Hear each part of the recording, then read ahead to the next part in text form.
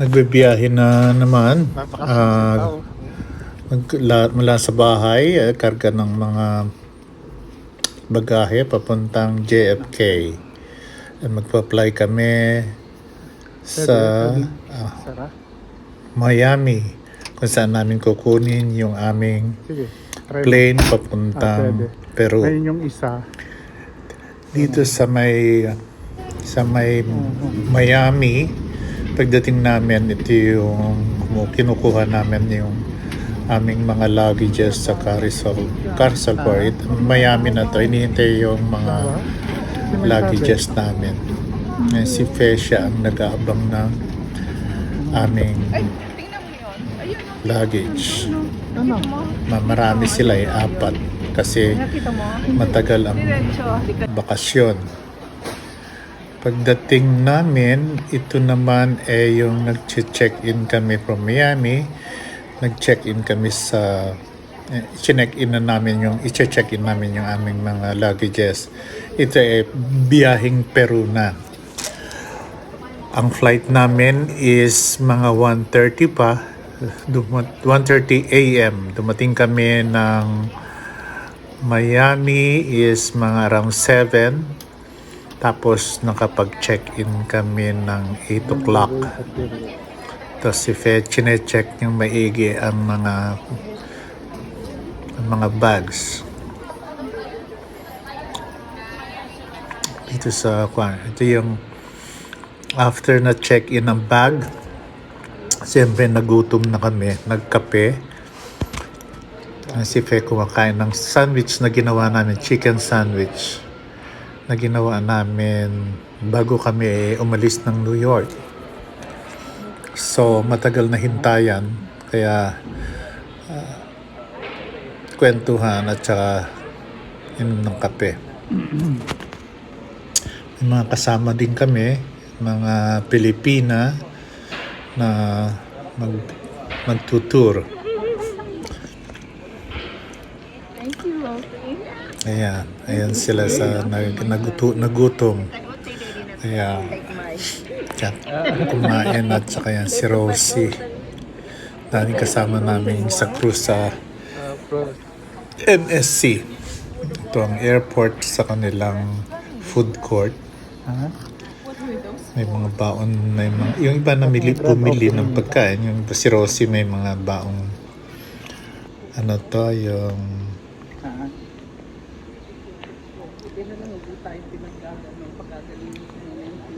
mga candies. And ito ay naglalakad na kami.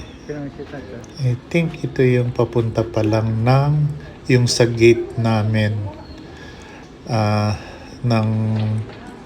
sa gate ng plane ng Latin America, yung eroplano papuntang gate.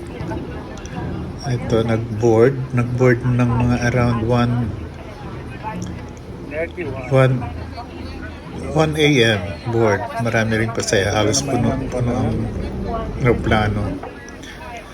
So ito hinahanap namin ng aming seat number, assigned seat. So medyo mabagal ng konti kasi maraming mga pasahero.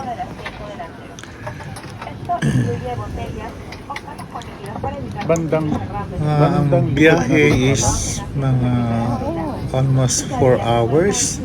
31. Sila 35 flight na is from 1:30. Darating kami ng Peru ng mga alas 6 na ng umaga. So siguradong tulugan ito. Magsasawa ng manood ng pelikula. Ayan na, nakapwesto na si Pe. Inaayos niya na yung kanyang hihigaan. Magre-ready na.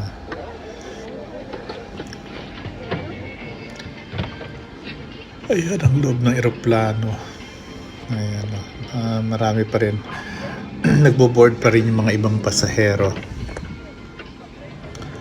Ayan, naka-ready na si Fe.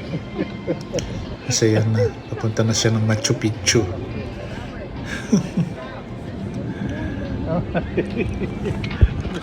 Ayun, nasa kabila yung mga ibang mga kasama namin nasa other side ng eroplano. Si Rosie yung kumakaway.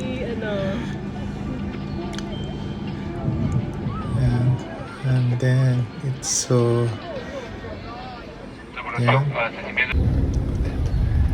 Ayan, nakita niyo si Pe. Nakatulog na. Actually, padating na kami ng Peru nito. Nag-land na yung eroplano. Pero still natutulog pa rin si Fe. Kasi syempre sa puyat, the whole mula 1:30 a.m. hanggang nakarating kami earlier ng I think 30 minutes. Maagang dumating yung on time dumating yung plane, actually mas maaga. Ayan siya, sleeping like a baby. Talagang hindi na ano to, nagigising maski na yung sa paglanding ng eroplano. Naghintay na lang kami niya, nagtataxi ang plane. So yun, palabas na kami ngayon. Papunta naman kami ngayon ng sa immigration ng Peru. Kaliwa. Ay, tayo natin sila. Medyo hinto ng konti, pahinga kasi mas malayo ang lakaran. Dito yung sa may sa may gate pa lang ito ng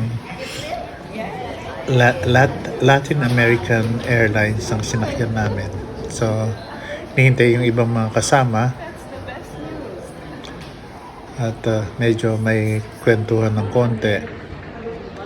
At yun. So, and then naglakad na kaya na sila. Lalakad na papuntang, mahabang lakaran ito.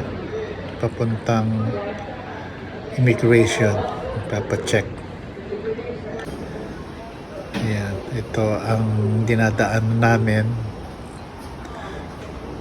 Ayan, sa haba ng daan. Kompleto.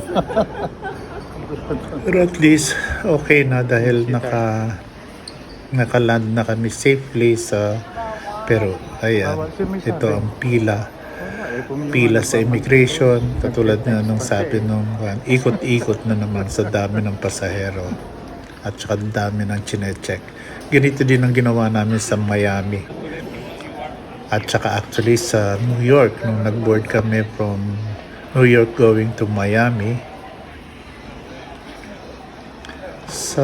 Nung nakuha namin yung aming luggages, minute kami ng yung tour guide. Yung may sumundo sa amin, taga Gate 1 Travel. Ayan, in-assist niya kami papunta sa, yung sila yung sumundo, in-assist niya kami papuntang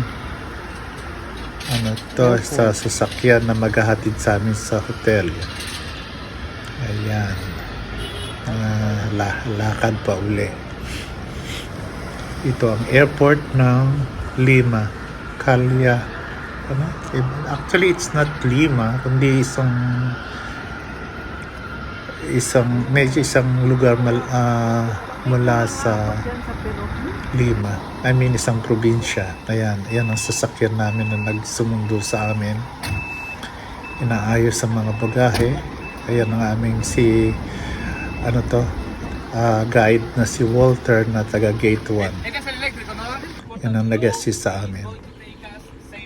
Ang biyahe mula airport hanggang sa hotel is mga around 50 minutes. Medyo may kalayuan. So,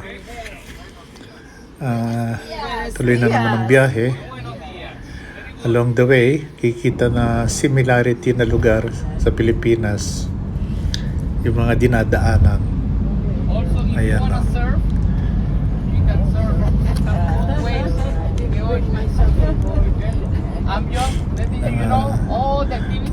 Itong time na to, medyo gusto na namin, kasi umaga ang dating, kung gusto na namin actually magkape man lang. Meron siyang instruction yata si Fred. Surfing in Peru. Kikita sa mga kumpas ng kanyang mga kamay. Surf experience in Peru. Yes. Hopefully, ayan, maganda naman din ang mga scenery along the beach, yung dinaanan. Parang maraming nagsusurf. Actually, may surf, pwedeng nagbibigay ng mga surfing lesson sa may beach. Yun nga lang, ang beach nila is hindi ganun kaganda ng mga beaches na katulad ng sa Bahamas, sa Cancun. Yun sa kanila ay very rocky ang beach, parang Hawaii. Ang Hawaii, lalo na doon sa Big Island, ganun din ang kanila, masyadong mabato.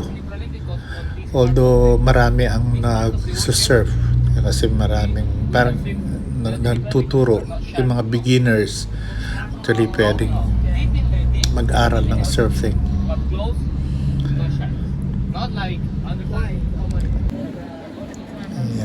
Ayan ito yung sa tabi ng dagat. Napaka maganda ang scenery actually. So ngayong araw na to, pagdating namin sa hotel ay actually free day. The whole day ngayong araw na to magpapahinga, mag-check-in lang sa hotel, magpapahinga, konting lakad kasi ang actual na tour namin is bukas pa. Although itong first day na to, intend naming mamasyal after nag-check-in. Ito ngayon yung aming San Antonio yung hotel or something ganun. Dito kami for 3 days mag-stay habang tinutour namin ang Lima. Yan ang pangalan, Jose Antonio Hoteles. Dito ang maaga kaming dumating pero hindi pa dapat mag-check-in kaya kinukon lang yung mga luggage, check lang yung mga passports at mga luggages kasi ang check-in time nila is actually 3 o'clock. Dumating kami ng mga around 7 or 8 o'clock. Ito, tinitinan ko yung area ng hotel na tutuloy namin. So, yun na ang